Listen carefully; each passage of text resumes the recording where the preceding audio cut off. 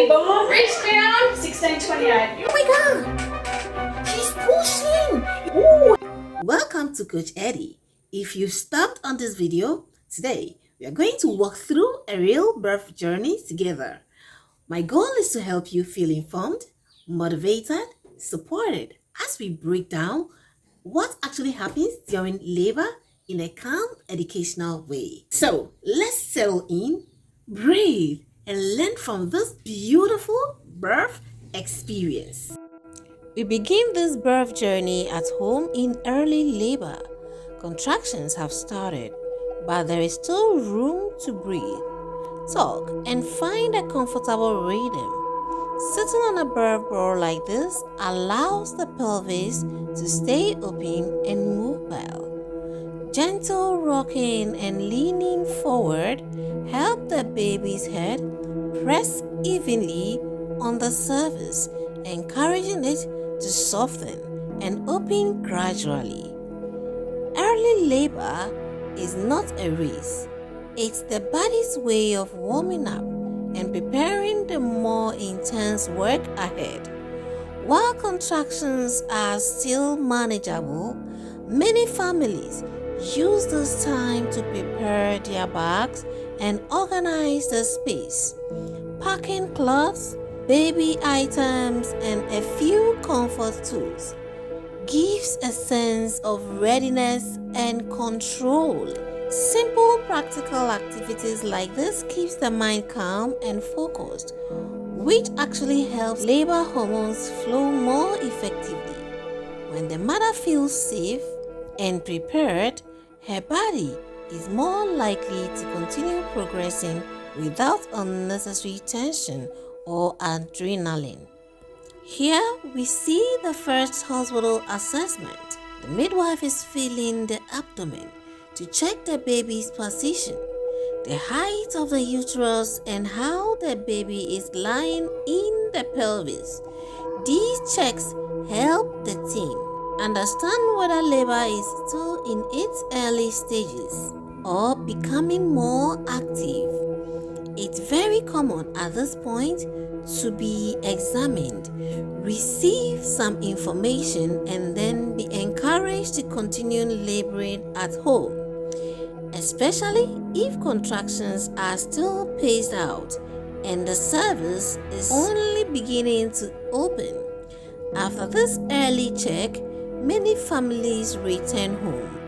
Labor often progresses more smoothly in a familiar, comfortable environment where the mother can move freely, eat, drink, and rest between contractions.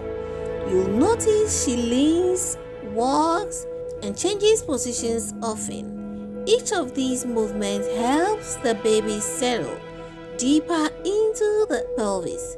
At this stage, contractions are usually getting stronger, but they still offer some space in between for recovery. As labor becomes more active, the mother's focus turns inwards. She may stop chatting and begin using her breath more intentionally. Forward-leaning positions like resting on a chair, sofa, or birth ball encourages the baby's back to rotate towards the front of the body, which is usually the easiest position for birth. Having the partner close by for the physical support, eye contact, or gentle reminders to breathe can make this phase feel more manageable and less overwhelming. Here, contractions are likely closer together and lasting longer. This is often when mothers begin to feel that they need more help or are ready to move back to the hospital or birth center. That instant is important. Listening to the body, noticing when the sensations are becoming intense and hard to speak through is one of the best guides for deciding when to travel.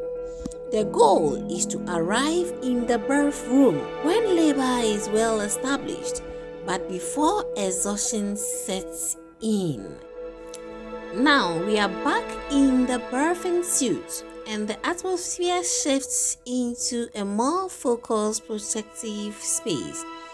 The lights are often dimmed. Equipment is prepared quietly in the background, and the team works around the mother to keep her undisturbed as possible. Feeling welcomed, believed, and supported at this point has a huge impact on how safe the mother's nervous system feels, which in turn supports steady, strong contractions. Here, she begins using gas for pain relief. The gas itself can take the edge off the sensations, but just as important is the breathing pattern it encourages. Long, slow inhalations and exhalations help keep oxygen flowing and prevent the body from tensing up. Her partner's presence at her side with gentle touch and quiet reassurance adds another layer of calm. In active labor, emotional support and steady breathing often matters as much as any medical tool. At this stage, contractions are very strong and close together. This is sometimes called the transition phase, and it's often the most intense part of the journey.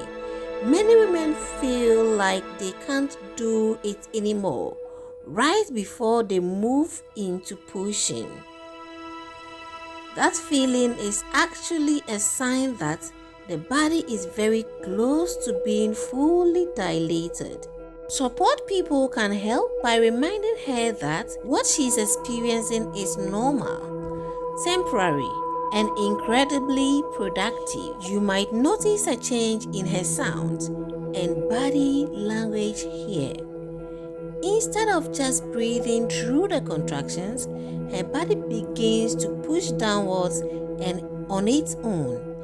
Pushing is not something we have to force. The pressure from the baby's head on the pelvic floor creates a powerful reflex that helps guide each effort. The birth team offers simple, clear instructions, but they are really following her baby's cues, allowing her to work with gravity and with each wave.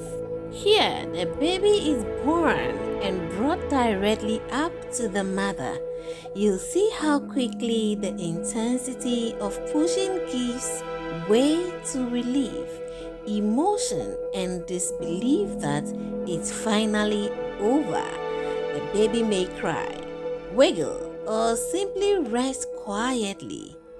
All of these responses can be normal in the first moments after birth.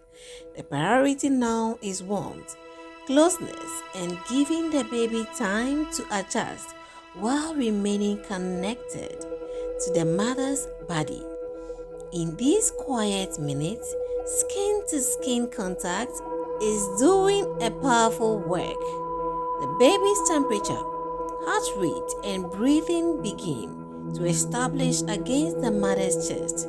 The smell, touch, and sound of her heartbeat all signal safety to the baby's nervous system.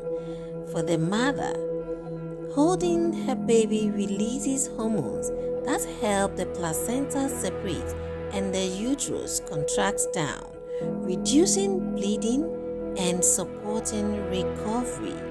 This gentle, unhurried contact is not just emotional, it is a crucial part of the psychology of birth.